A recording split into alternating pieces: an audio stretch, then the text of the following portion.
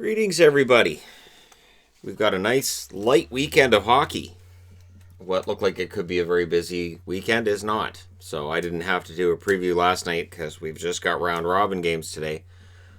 Fine with me. And tomorrow we've got 2 round robin games to finish that out and find out who's meeting who. But we will know matchups today. We will know 2 matchups in the West. I'll be able to do previews for tomorrow. And we will know the rest of it tomorrow night. And in the West, we'll have a good idea of what's going on once these are done. And then I can get the previews up as quickly as possible. And we can have discussions and we can do all of that fun stuff. And I'm really excited for the start of the playoffs because I can't think of the last time that Vancouver, Dallas, and Boston were all in at the same time. Is it 2015? Was Dallas in 2015? Was Boston in 2015? Anyways, it's been a while. So, and there's a possibility that the Dallas Stars could meet Vancouver in the round of 16, which means this guy gets really obnoxious in reviews of those games. Because when 2 teams that I like face each other, it just all the tension goes right out for me. And it's just, what a great game that was. And I hope this goes to 7 and it gets kind of obnoxious. So we'll start things off with looking at Vegas and Colorado. And really, this depends on how important these teams find this game. This starts at 12 o'clock Pacific, so about 2.5 hours from now. The winner plays Chicago. The loser plays Arizona. So what am I hoping for? I'd honestly like to see Colorado win and play Chicago. 1, for Taylor. And 2, because I think that rivalry is great. And then you get Vegas and Arizona, which is a rivalry we've needed to see, right? So Arizona, you want to go and watch a game in Arizona. I think it's, what, a 3-hour drive, 4-hour drive from the city of Vegas. And so having that rivalry that close would be fantastic for both the city of Arizona. And not only that, but Alex Mariuello, who's known to Vegas, having his team against the Golden Knights. I don't know. There's just some greatness there that I think we could really have. Not to mention, if Arizona's supposed to wear the Kachina for home games, and then Vegas has their beautiful white jerseys for road games, and that's a nice combination. So there's that too. And yeah, Colorado and Chicago, like I said, they don't necessarily seem like 2 teams that are going to like each other. So I'm hoping for Colorado win, but we'll see. We'll see. Either way, like if Vegas plays Chicago, that's fun too, because then you got Jonathan Taves, Patrick Kane against Stone, and likely Pacioretty, I would think, would be back for round 1, right? Likely. Also, today at 5 o'clock Pacific, 8 o'clock Eastern, which means there's a nice break in between games. That's just so weird. This was a great week. It was, starting with a week ago today, and up until now, it's been absolutely great. But tiring? Yeah. No, I've had nights of 5.5, maybe 6 hours sleep, and then gone through it again. And so it's kind of nice to have 5 hours in between when this one starts and this one starts. And it's Pittsburgh. Sorry, Pittsburgh. You're on the board, just not as a playoff team anymore. And it's as weird for me as it is for anybody else. Philadelphia. And Tampa, and I would imagine Flyers fans have a nice gift basket for Pittsburgh. The winner of this game between Philadelphia and Tampa gets to play Montreal. The loser will play the winner of Toronto and Columbus. So, again, this comes down to if people want to say, it doesn't matter who you face. I don't know. I mean, do you want Carey Price or do you want to face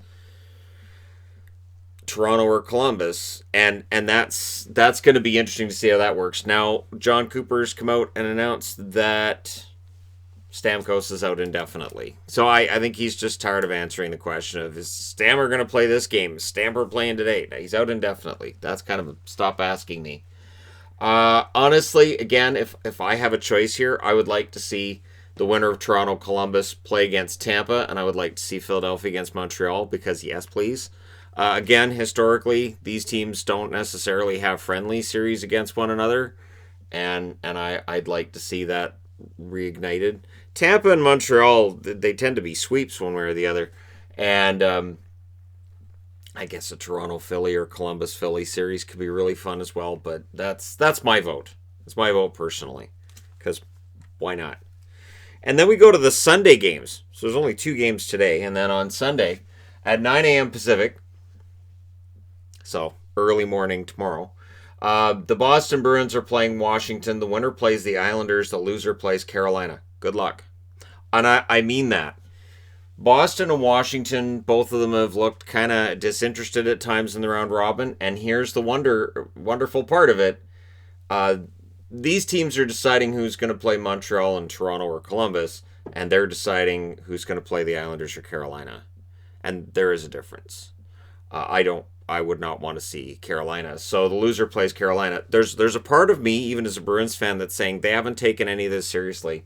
If Washington beats them and they get Carolina, that's the best thing for them.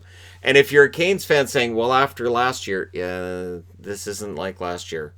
There was something with the Bruins last year that was great and all, but it's not in the air this year. Maybe they can refine that, rediscover it. Maybe they can prove me wrong, but it just feels different. And for the Caps, they gotta wake things up too. So, and again, if I have a choice, yeah, I'd like to see Boston play Carolina, and I'd like to see the Islanders against the Capitals, because 1987, right? So again, that would be my pick. But if Washington's against Carolina again, does that wake Washington up? Because that's the team that took them out last year. And if Boston plays the Islanders, is that what the Boston Bruins need? Like, again, once we get into the previews of the rounds, I intend to just wear jerseys of the teams I'm cheering for in each round, because I really have no idea. The layoff and just how unpredictable things have been with who's in and who's out, I have no idea. None. But the good news is, if you're a fan of Carolina, they are now the top seed of the teams in the East that are not the top 4. And remember, reseeding in every round is important. So, could be a fun little ride for Carolina, because again, they don't technically usually lose in the first round. And Boston might kind of be a perfect setup for them. Next up, Dallas and St. Louis at 12 p.m. Pacific. Everybody knows what I'm hoping for here. I'm not even going to hide it. I want Dallas to lose, which is strange, but I want Dallas to lose, so I get Dallas against Vancouver. St. Louis would then play Calgary. And Dallas, Vancouver. I mean, not that St. Louis, Vancouver would upset me either, because honestly, if the Canucks lost in round 1 against the Blues, that's fine. That's the defending Stanley Cup champions. That's a great learning experience. If they won in round 1 against the Blues, really? Like, and then, of course, for Dallas, I'd rather they play Vancouver. I don't see them getting out of the first round. And I hate to say that, but I don't. If they're against Calgary, I really don't see them getting past Calgary. There's almost just the way these teams are playing right now. I can't see Dallas putting up much of a fight against Calgary because of the way Calgary's playing. So that's the setups with those last 4. And this is part of the reason why we don't do this all the time. As excited as we may be as fans, if you're an advertiser, if you're a network that's trying to, okay, here's the setup for the next round, you're not going to know the setup for the next round until Sunday. And the next round starts on Tuesday. So you don't really have time to build up excitement and build up the matchups ahead of time. This is part of the reason why we have the playoff setup we do with the divisional matchups. They can sell the rivalries, and they know ahead of time who's going to play who.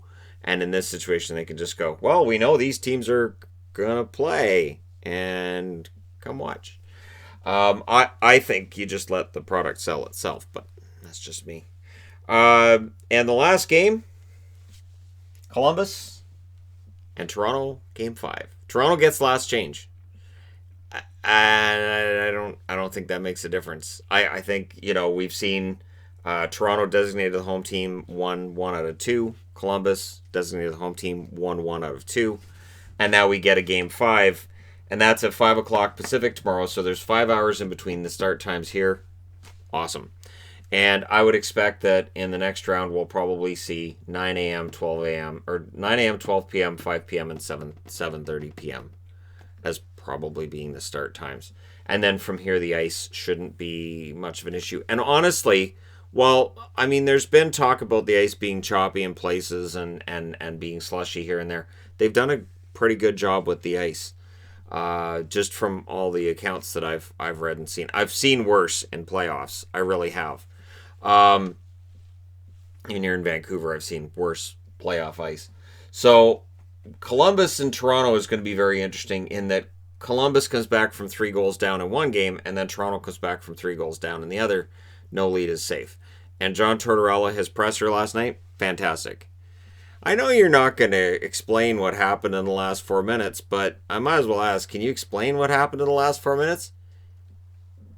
Yeah, I'm not going to explain that. You assumed right, I'm not going to explain it. I seriously think every Tortorella press conference should just be, shut up. Next up, yeah. Shut up. And then, every now and then there'd be I know where you live. And just, it's great. It's fantastic. I think when Tortorella's done as coach, I think there's a PR job in it for him from the NHL. NHL PR is now through John Tortorella. Every single instance of anything NHL related would be, and the NHL, we asked for a comment. We got a very curt response. We can't print it here in the newspaper, but I can assure you this is not very professional. And he could be his own secretary. Oh, you want to report the PR guy? Yeah, I'm my own secretary, so yourself. So there's a series in there, isn't there? There is. There's this great, so when he retires, he could have a TV series as well. Good old sitcom. Just, Cranky Torts. Cranky Torts, the sitcom. And then Brooksy could be his next door neighbor. Like, it writes itself, right? Larry Brooks comes over as the neighbor. What's going on, Torts? He could be in his yard. Brooks comes over to ask him about his garden. He kicks him in the head. That could, it could be fun, right? So, anyways, I do look forward to Game 5 because no matter what happens in Game 5, it's going to be great. And whoever wins that series, I think has a pretty good chance in the next round. Because I think the teams that have been doing the play-in hockey for the last week, I think they are far more amped up than the teams doing the round robin. You look at the celebration in the Canucks locker room last night, and wherever it was like, they're not socially distancing. Yeah, they're being tested every day. They're in a bubble. Anyways, you could see the emotion in that room, and honestly, these teams are all playing playoff hockey while some of these teams really just haven't been into it. So very little time to ramp up. Very, very little time. All right. News of the daytime. Pittsburgh starting to understand its window might be closed. They lost in round 2 in 2018. Then last year they got swept in the first round. If Sidney Crosby and the team are just now starting to say, maybe the window's closing. Okay, well, the whole windows closing thing to me has always been kind of odd and a little bit overstated. How many Stanley Cups did we see Detroit win after their window had closed? I'm going to say 2. But for Pittsburgh, there's a problem in that locker room. And now that Crosby turned 33 yesterday, as I said, now we start getting into, hey, they are getting older. So while on Monday everybody's expecting Lafreniere to end up there and it's a big old conspiracy, I don't know. Things in Pittsburgh, there's something wrong there. And whether they decide it's going to be the general manager or the coach, or whether they're going to make big systematic changes throughout the roster, it's going to be interesting to see what they do. So I will say I think it's probably closed. They officially don't make the playoffs with losing that play-in round against Montreal. And again, to me, if that was their best effort, and I think it was, then it points to there being major problems. Johnson's the easy one to throw under the bus. I thought Jack Johnson was okay. Just hear me out. As a number 6 defenseman, I think he was okay. Overpriced for a number 8 defenseman? Absolutely. I thought Justin Schultz had his issues. I think Schultz is gone. I'm pretty sure he's UFA this summer. And then, I'll take a look at the 8 teams that got eliminated during this upcoming week, and we'll look at where they're drafting and what the possibilities are for them. But for me, it was Marcus Pettersson that I thought was the defenseman that I kind of expected more from. And so I was really surprised by some of the plays from Pettersson that I thought, normally he's better than this. So there are problems on that blue line, and Letang can only play for so long. So yeah, I think for them, I think there's going to be some questions to be answered. Arizona, the NHL's apparently advancing in their investigation. Basically, Bettman may very well announce before tomorrow's draft lottery a punishment for Arizona for the pre-draft and tampering with draft picks. You guys all remember that investigation, right? Years ago, that was. So the NHL apparently may very well announce what they're going to do either today or tomorrow. Now, in other news, Dale Tallon apparently may very well be out as the GM of the Florida Panthers, and I agree with this. So Dale Tallon was promoted out of his job so Tom Rowe could take it years ago, and I thought that was a bad move, and then he got his job back after it really didn't work with Rowe. This is the right call, I think, because of the contracts that are signed, the money that's been paid out, the lack of flexibility the team has in order to improve things through additions. So it makes sense that Dale Tallon, when the team spends to the cap and they're spending a ton of money, that there's still the same result where they're not a playoff team, that he takes the fall. And I don't think it helped either how Florida got eliminated. Like, the Islanders made it look kind of easy at times. So Florida may very well have somebody lined up. And again, we had 4 months off. We've had 1 week of hockey back. If they're getting rid of their GM after 1 week, they may have already had an idea in mind. Like, okay, so if we don't progress in this whole play-in thing, then we've got this other guy lined up.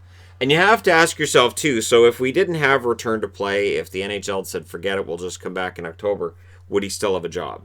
Or was this going to happen anyways, where maybe they'd say, we need to figure this out? Florida will join other teams in the lottery on Monday. The only lottery participant we don't know yet is Toronto or Columbus. Of course, with Vancouver's victory, their first-round draft pick does go to New Jersey. And I will say, just from a standpoint as a fan of the Canucks, worth it. 100% worth it. JT Miller has been fantastic. Very good in the play-in round against Minnesota. And just for the fact they're a playoff team, it's worth it. Without JT Miller, I don't know that they get there. So, the lottery is on Monday, 3 o'clock. It's 3 o'clock Pacific. Yeah, 3 o'clock Pacific, 6 o'clock Eastern. I have a live stream scheduled on the main channel for that, which will start at 2. I believe it's 2:45. I've got it scheduled to start my time, and we'll see how much rage there is regarding, the fact that the Oilers could win the draft lottery, the Penguins could win the draft lottery. I don't think there'll be a lot of rage if the Rangers win the draft lottery. The Jets, of course, they're what got us to this spot was that the Jets' place that was picked in the lottery. Of course, the Jets were in the play-in round, so all right, well, we're not going to just give that to the Jets because we don't know they're going to be out. Right now, if I'm the Jets, I'm calling the league and going, but we won it. So if you could just forget phase 2 and just give us that draft pick. And of course, the big rage-inducing one is going to be either Edmonton or Pittsburgh. But in my house, of course, we'll be keeping an eye on Winnipeg and Minnesota, because that means there's a 25% chance that a team that my wife really likes that's been eliminated could get the number 1 draft pick. And in Minnesota, that'd mean adding Kaprizov and Lafreniere, and that'd be a huge addition right there. And of course, for Winnipeg, adding Lafreniere would be absolutely monumental. If we saw anything with them against Calgary, maybe there are some depth issues there in terms of getting to that level of being a contender again. And, maybe Florida gets that consolation prize. And again, no matter who gets that number 1 pick, the call for rigged is going to be there. It's going to be there. And the NHL could have us do it ourselves, so where we walk in and we just pull a lottery ball and we go, oh, it's Pittsburgh, that's a practice. And no, you pulled Pittsburgh, that's a practice. I clearly said it was a practice, so that's no good. All right, fine, what is it? It's Edmonton. at practice. That's not real either. So, yeah, we have a 25% chance, as far as I can tell, of complete and total meltdown on the internet. As soon as Pittsburgh was eliminated, Lafreniere was trending with the Penguins on Twitter. So I'm like, all right, so the internet's decided the fix is in. Not much I can do about that. Anyways, nothing I can do about that. I don't know why I phrased it like that. I have to say, just in closing here with the Canucks, the one thing last night was they win the game 5-4. The Vancouver Canucks last night did something that the previous Canucks core didn't do. That when their goaltender, Luongo, had an off night, they never covered for him. Luongo let in a bad goal. It was like the whole Canucks team was just... And you just see it. You just feel it. And you're like, oh, come on, guys, seriously. Game's not over, but you could feel it. And this team comes back. This team's like, all right, so Markey's not feeling it tonight. We got to do this, boys. Let's go out there and get her done. And so that's part of the reason why I was just floored by what happened last night, and I was very happy about it. This is a team that finally covers for when their goaltender has a bad night. That's key, because goaltenders are going to have bad nights, and you're going to need to outscore your problems. It's something that Minnesota, that Pittsburgh's done, that Chicago's done during their runs. It's something that winning teams figure out a way to do. Okay, our goalie doesn't have it right now. That's fine. We're going to do this anyways. And then usually that goaltender will then bounce back in the next game. And so we'll see what happens in that next round. But I have no hard feelings with Minnesota Wild. I've had series where I really disliked a team, and I don't dislike the Minnesota Wild. I know that there were a lot of incidents that made people angry on either side. For me, I was kind of neutral about it. I can understand harassing Pettersson. I get it. I totally get it. And NHL rules are called in such a way that it somewhat encourages that. You can ask Pittsburgh fans about what Crosby's gone through. Edmonton fans about what McDavid's gone through. We see it in Buffalo with Eichel. We see it in Toronto with Matthews. And if you're a star player in this league, you're going to get hassled and harassed. It's just how that works. But hey, hockey's back, and we got the first hurdle out of the way. We're down to 17 teams. It'll be 16 after tomorrow. And for those maintaining those bubbles, it gets easier and easier as we go through. And I would expect that the schedule for the next round is going to be absolutely bonkers as well. Probably back-to-backs, 3 games in 4 nights. It's going to be a busy schedule. Because, again, it's about getting it done in a way that's going to award to the winner the team that works the best during this tournament. But it's also about trying to get it done in a manner that is fast enough that you can maintain the bubble and you can do what you've got to do, and you can narrow down the teams and make it easier to get it all done. So it's a challenge, and I have to commend the NHL for a job well done thus far. So, all right, let me know your thoughts in the comment section below. As always, don't forget to hit like and subscribe if you're browsing your way through. You just happened upon this video. Thank you guys so much for all your support. It's been absolutely fantastic. I will talk to you again soon.